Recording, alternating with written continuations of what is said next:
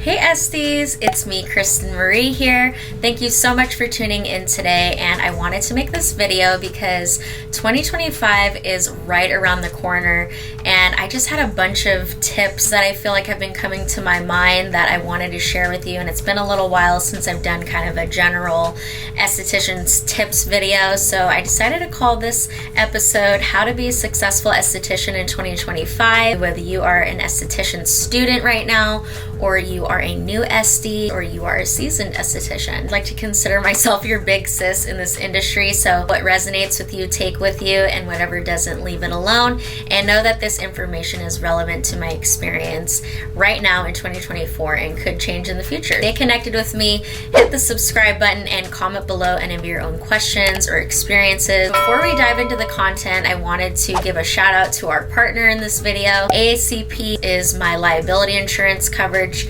and also it covers my business personal property. They cover you in all 50 states. Especially if you are a solo esthetician, this would be a very wise thing to have as you open your practice, because you just never know and you want to have your back covered, and AACP does that. And not only are they a professional liability insurance, they also provide a lot of resources like education, community, and support. They keep you updated with state board, they give you resources, discounts, I mean the list goes on. Click the link down below for a special discount on your policy. But I've been happily insured by them for almost 5 years now, and I just feel at peace knowing that I am protected and I have ASAP behind me if anything goes down. It's a very real thing. You never know if it could happen to you, and if you have the business personal property coverage, it does cover your products, your equipment up to $10,000. If you experience a robbery or something, a flood, or an incident where you lose things that you put your hard-earned money toward, you're going to want to be covered. I feel like ACP has not steered me wrong just yet, so thank you so much for sponsoring this video, and without further ado, let's get into the content.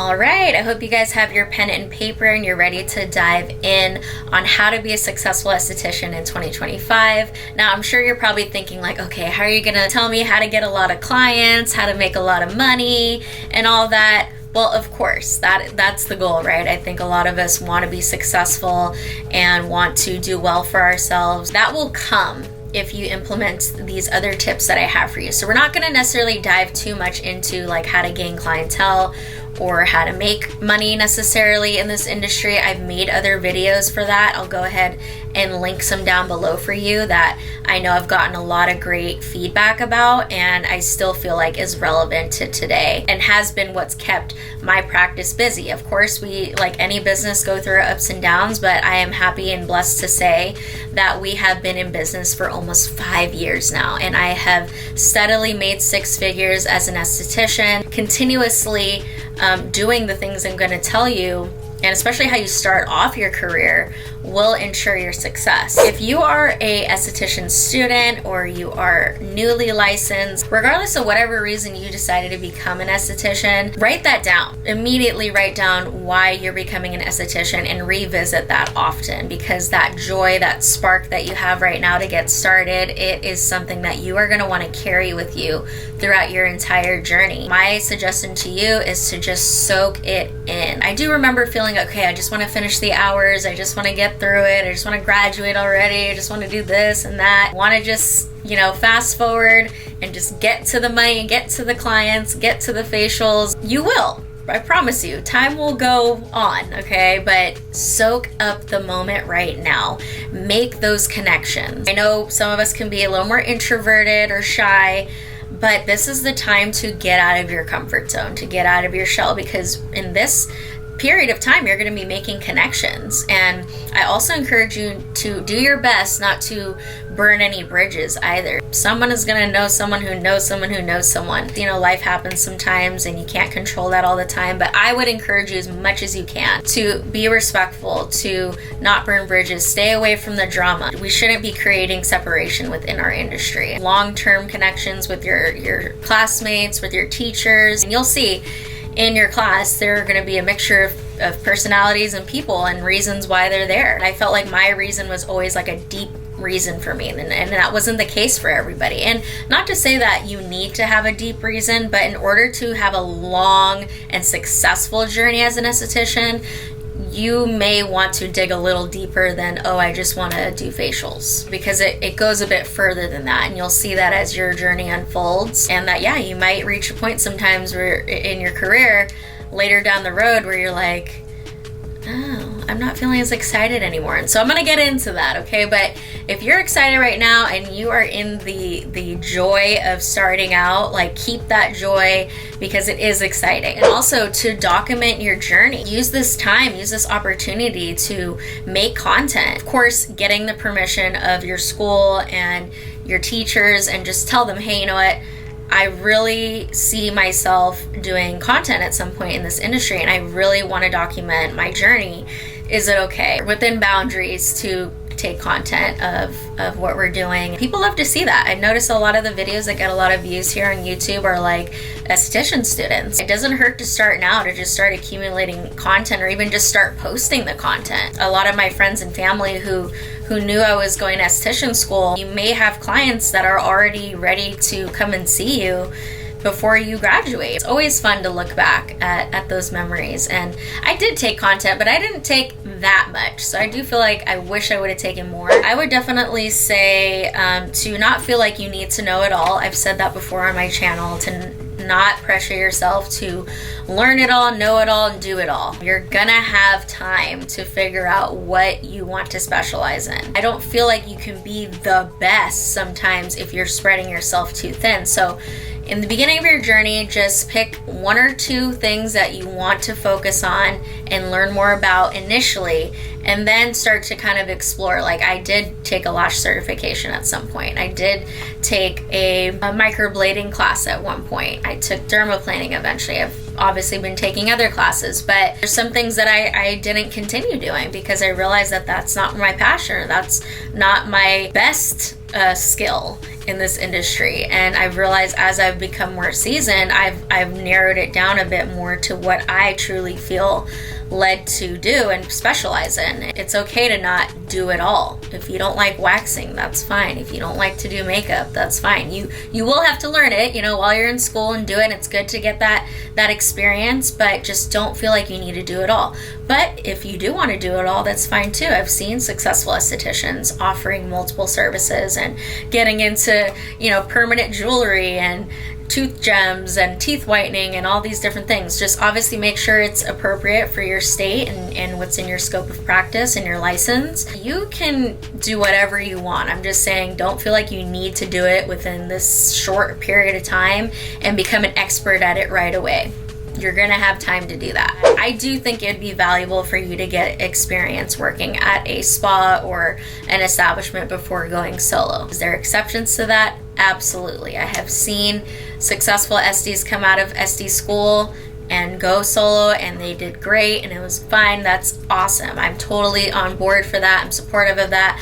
But my journey working at a spa before I opened my practice, I feel was extremely valuable, just to be able to see the ins and out of a business, of a spa, going through that training, making some mistakes, under the supervision of a manager or a lead esthetician, and just playing around with different products, just also learning professionalism in this industry and etiquette. I made a video about etiquette last week. Go ahead and check that out. Or I've seen people work somewhere and have their own solo practice. So whatever works for your situation the best. I just feel like for me, it was very valuable to get that previous experience.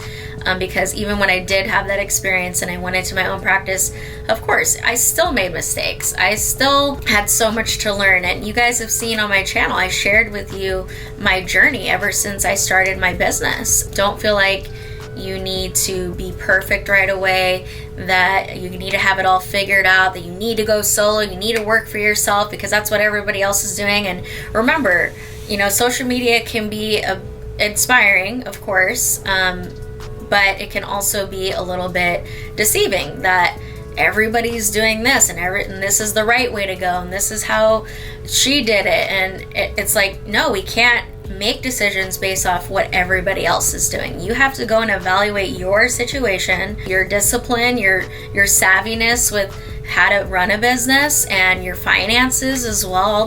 All these factors that go into opening a business. Maybe hop on a coaching call with me. I can help you navigate through that, or just talk to others in the industry, get their honest feedback about where you're at. And that's why I tell you, I'm like your big sis in this industry, because sometimes I know the things that I say isn't for everybody, and I give tough love sometimes, but I hope you see that it's coming from a good place, and I want you to be successful. Okay, whether you're new SD or seasoned SD, I want you to make a video for yourself, making this a yearly practice for you, where you record a video of yourself and just talk to the future you. Remind them, you know, to keep going, or, you know, it's something, whatever you want to tell your future self, and also to make clear what your goals are in that video. And hopefully the next time you watch it, you've accomplished it or you've moved towards it. And it's just motivating, you know, and you want to talk to yourself. And I'm learning a lot about positive self-talk and having joy and discipline and all, and it's all these things. But anyway, so that's my tip for everybody watching this video, to make a video that you can look back on and reflect on in the future, and to keep you going. Now I'm going to get into my tips for my seasoned SDs. I don't really know if there's like an actual time frame that you're considered seasoned, but I would like to say it's 5+ years. That's what I've heard a lot of successful people who share their journeys, no matter what industry they're in. They say, you know, about 5 years of dedication and hard work towards something is when you will see things really flourish. And so I feel like if you can get to that 5-year mark in whatever craft you are pursuing or career you're pursuing, it means a lot. And so I think you deserve that title as seasoned SD if you are in this industry for 5+ years. And my hat's off to you even more if you've been in the industry for 10+ years, 20+ years. I've heard it all. I've seen it all. But one thing I can definitely say that I've learned specifically in this past year is just to reignite that joy constantly. It's almost like reigniting that inner child. You'll hear that a lot in those like self-help books and journeys. I want to say it's important to reconnect with your inner SD, to remind yourself how excited and thrilled and motivated to get started in this industry, because like anything, you get to year 4, year 5, you can kind of feel like you're in a hamster wheel a little bit, especially when you have a business. You're just going. If you feel like something is missing, like, you need to explore that. I just had a coaching session with someone, and she was like, can you see yourself doing what you're doing for another 5 years? Because I told her I'm about to reach my first 5-year point. And I was like, yes, I confidently and like true to my core said yes. And that meant a lot. If you are, you know, in your journey and you're like, I'm not feeling that, Kristen, like I'm kind of losing my spark a little bit, or I've been going and I've been trying and I just can't seem to get a hang of this, or I can't seem to hold on to clients and all this. We can go deeper in another video about just your internal struggles and the way you're speaking to yourself and all these things. But I think ultimately, again, it's like triggering that inner esthetician again. A big part of, you know, reigniting that joy has been to take continuing education classes. I've taken a handful lately that, you know, I'm around kind of like newer estheticians for the most part. Some seasoned, of course, and I love meeting seasoned esthets too. Just be around other estheticians. I feel like even on my channel lately, I don't feel like we've been as connected as we've been in the past. I want to encourage you to stay connected, stay with others who are doing the same thing that you're doing, or even doing more than you. You need to get inspired by seeing others do more, instead of feeling inadequate, or like you're comparing yourself, or you're not good enough, or maybe even little feelings of resentment and jealousy. That's, you're human. You're a human being. It's okay to feel those things. But those emotions should be assigned to you, that there needs to be some shifts going on if you do feel that way, because that is not going to get you what you want. being resentful or jealous or having any sort of negative emotion toward others who are maybe seemingly successful is not going to attract to you success. And so, of course, we can't just like flip it off like a robot, right? We're humans, and that's why it's important to keep doing the inner work and again reignite that inner SD and figure out and just like literally start to train your mind to say, hey, if she can do it, I can do it. Another part of reigniting that fire is to just get recommitted to my results and to my clients' results. Because it's easy to, again, just get into the motion of things and just keep doing the same treatments that you love. But it's good to explore. It's good to try new things. I just got the Zemetz Verstan HD. I took the Gua Sha class. Like, those things have kind of gotten me excited again and my clients excited again. Like, ooh, something new. Like, who doesn't get excited over a new shiny toy? My kid does it all the time. It would be good for you to try new things, even if it's you going and trying a treatment from another esthetician that maybe you've never tried before, or a new line that you've never tried before. It never hurts. It's a constant investment. And so that's why I forgot to mention this earlier in the video for the new SDs, but hopefully you guys are still with me here. I'm so glad that I saved. You do work on a lot of people when you first get started, and if you're really good about managing your finances, save for, number one, of course, a rainy day, emergencies, life happens, but also you're gonna need a fund to invest in your business in the future too, because you're gonna need to take continuing education classes. You're gonna need to update your marketing materials. You're gonna need to buy new equipment. You're gonna buy replace stuff. It just happens, just wear and tear. And that goes into my next point, is maybe it's time for a revamp, a rebrand, which I'm happy to kind of softly announce in this video that I have been undergoing a rebrand. Maybe some of you have caught on to that with me doing my photo shoot a couple weeks ago. I'm going to be posting some of those pictures soon, but I am in the middle of a rebrand. I'm going to be making more of an official announcement of that soon. I did feel the need to reset, to improve, look outside of myself to do those things too, because I think when you're a business owner and a solo SC for so long, you kind of put a lot on yourself and you learn to like carry all the weight and think you have to keep doing that for the rest of your career. Like, you don't. You really don't. It might be time for you to lighten some of the load off of your shoulders and outsource, because I did everything I could up to this point myself as best as I could, but it's time to put some projects in the hands of others, and so I think sometimes it's important to invest in an actual company that does marketing, or invest into someone to like edit your content for you, to hire someone to do the laundry. I just visited Mariah Esty in Arizona, and she told me that she was doing the laundry for the school, and I'm like, girl, like, you should have been having someone do the laundry for you guys. I can't imagine if I still had that task on my plate. So it could come down to just something as small as that, or even just hiring someone to do your cleaning every week for the studio. I mean, whatever it is that you find you don't enjoy doing as an esthetician,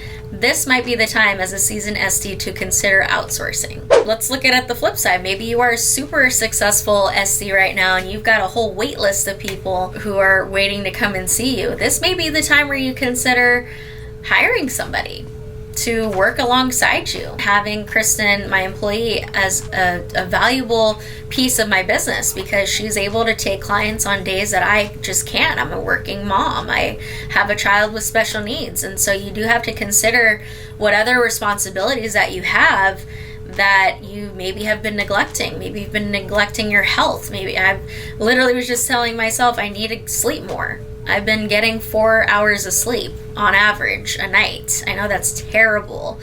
And I'm starting to try to really reprioritize my health over making money and working, because I have been a chronic workaholic my whole life. And now we can get into that a different video about just knowing yourself and really digging deep about where these habits come from. But I've realized that I've been neglecting myself, and so maybe you've been neglecting yourself. Which goes into my next point. You need to prioritize the self-care again. Are you getting your facials? Are you, getting adjusted? Maybe you need to go to a chiropractor. Maybe you need a massage. Maybe you need to get a pedicure, get your hair done. I know it sounds all like kind of vain and shallow stuff, but you can find other things too. I love being in nature. I love spending time with my son. I love cooking. You'll see on my personal page, I've been getting more into like the travel, food, and activity content. Maybe your side hustle from being an Esty can be opening another avenue of revenue and income and passion. What I love about this industry is you can really do so much. You're never stuck in just one thing as an esthetician. It's time to explore other avenues. You can work for a company and be a rep and be an educator. You can go and pursue your educator instructor license. I am personally considering doing that to just be able to have more credential as an educator, and I am starting the process to getting my NCEA certification, which is kind of a equivalent to a master esthetician certification. I'll link that below for you if you're interested in that, and I can expand on that as I do the process, because it is kind of an investment and a process. If you look at the website, it lists it out, so it's going to be some time until I complete that. But yeah, it could be time for you to take that step as well. There's so many things, so don't feel like you're stuck.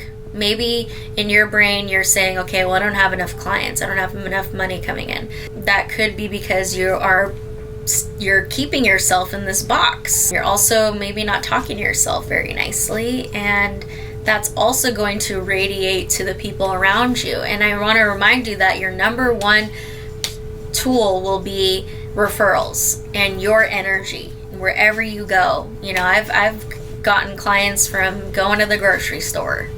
A lot of it is word of mouth, and when you are a happy, fulfilled, joyful, loving, and caring person, and you have passion for what you do, you will get referrals. You will attract clients. And so it is so much more than just, of course, there's strategy to it, but you need to reignite that inner Esty again. I'm telling you. I do plan on doing a video about the rebrand, about all the steps I'm taking for 2025, but I'm so excited. Get excited, you guys. Stay connected with me. Comment below if you feel re-inspired by this video and what you plan to do and implement today, this week, that can help you become more successful in this industry. I love you so much, and I cannot wait to see you in the next video. And until then, stay safe.